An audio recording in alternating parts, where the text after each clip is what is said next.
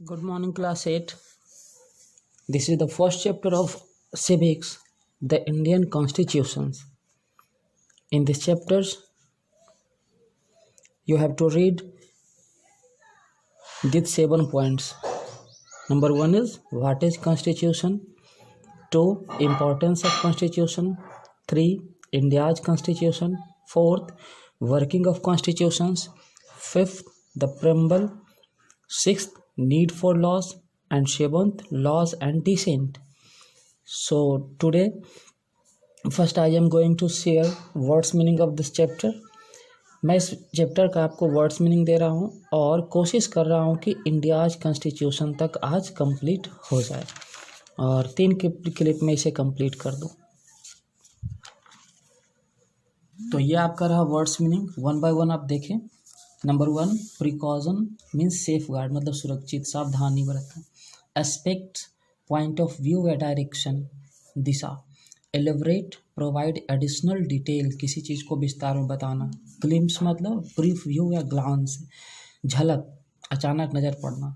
Sovereign means having the right to rule, किसी चीज़ पर शासन करने का अधिकार। फ्रैटर्निटी ब्रदरहुड मीन्स भाईचारा। डिग्निटी ऑनर मीन्स सम्मान। इंटीग्रिटी मीन्स यूनिटी या होलनेस, एकता। एनविसेज मतलब विजुअलाइज या इमेजिन, कल्पना करना। कंसिडरेशन थॉटफुलनेस या केयरफुल अटेंशन, मतलब विचार करना। रीएफॉर्म मतलब पुनः पुष्टि करना। Hereditary means passed down genetically, मतलब एक वंश से दूसरे पीढ़ी में पास होना। एडवांसमेंट मतलब progress, promotion. Dissent means opposition या डिसएग्रीमेंट, असहमति। कंडेम मतलब डिक्लेयर गिल्टी, किसी को दोषी घोषित करना। डिफाई मीन्स अपोज या रेसिस्ट, विरोध।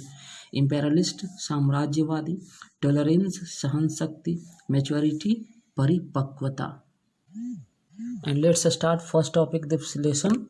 What is constitution? And in this page you are also seeing importance of constitution. So let's start it.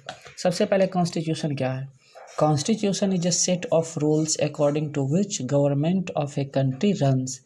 Constitution rule का एक सेट होता है जिससे या जिसके द्वारा किसी देश का सरकार चलता है। ये और क्या करता है कॉन्स्टिट्यूशन, वो भी सुन ले। ये सेंट्रल गवर्नमेंट, स्टेट गवर्नमेंट और लोकल बॉडीज़ का जो रिस्पॉन्सिबिलिटीज़ होता है, जो रोल्स होता है उनके बीच में, उसको एक्सप्लेन करता है। और साथ ही साथ गवर्नमेंट और सिटीजन्स के बीच का जो रिलेशंस है उसे भी एक्सप्लेन करता है। इसके साथ साथ ये गवर्नमेंट के पावर को भी क्लियरली बताता है एंड वो सारी सावधानी को ये देखता है या प्रिकॉशंस को देखता है जिससे हर एक व्यक्ति के राइट्स को मतलब देखभाल की जा सके। तो ये कॉन्स्टिट्यूशन है। अब इस कॉन्स्टिट्यूशन का इम्पोर्टेंस आप यहाँ देख रहे हैं, हमने पॉइंट वाइज लिखा है, आप बता रहे हैं, आप ध्यान से सुने। कॉन्स्टिट्यूशन जो है किसी भी डेमोक्रेटिक कंट्री जैसे कि इंडिया के लिए बहुत ही इम्पोर्टेंट है। गवर्नमेंट का बनना और गवर्नमेंट का कॉन्स्टिट्यूशन के अनुसार ही चलना चाहिए। जो कंट्री डेमोक्रेसी है, मतलब जहाँ डेमोक्रेटिक सिस्टम है वहाँ पे गवर्नमेंट कॉन्स्टिट्यूशन के अकॉर्डिंग ही काम करती है। डेमोक्रेसी का डेफिनेशन भी है कि democracy is government of people, by the people and for the people.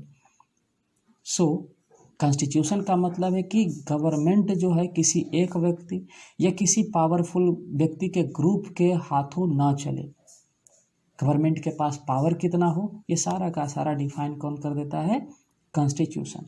अच्छा, ऐसे भी आप देख सकते हैं कि 15 अगस्त 1947 से पहले जब ब्रिटिश शासन कर रहा था तो लोगों के पास अधिकार नहीं थी, लेकिन जब 1947 में ये आज़ाद हुआ तो इंडिया में एक कॉन्स्टिट्यूशन बनी और 26 जनवरी 1950 को इसे लागू भी की गई।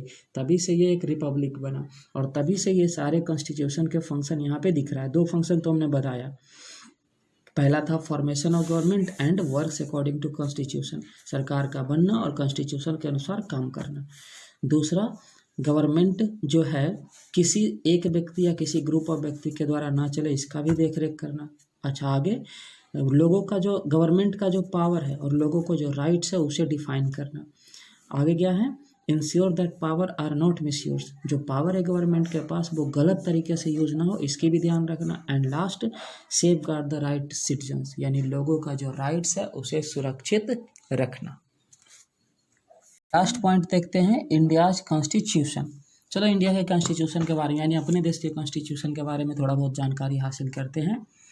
इंडिया का कॉन्स्टिट्यूशन लागू कब हुआ था? 26 जनवरी 1950 को, और उसी दिन से इंडिया एक इंडियन रिपब्लिक के रूप में इमर्ज भी हुआ।